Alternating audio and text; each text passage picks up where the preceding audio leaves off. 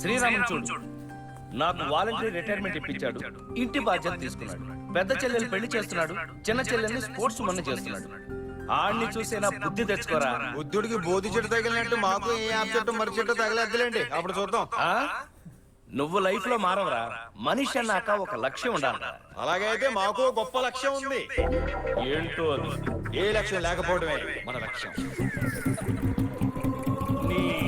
మూర్తి గారు, మీరు చిన్న గ్యాప్ ఇస్తే వాడి పంపిణీ గిఫ్ట్లు ఇస్తారు. ఇది మీకు. పెళ్లికి శిరీష బాగా బ్యూటిఫుల్ గా ఉండాలని మొత్తం బ్యూటీ పార్లరే పంపించాడు. ఇది చిన్నదాన్ని.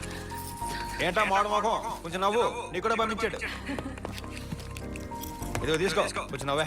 అవును, ఒక వారం రోజుల్లో వాడే వస్తున్నాడు కదా, ఈ లోపల ఇవన్నీ నీకిచ్చి పంపడం ఎందుకురా? అంటే ఇంకా చాలా కావాల్సి ఉన్నాయి, కొన్ని నా చేతి పంపించాడు. ఎవడి రుద్రు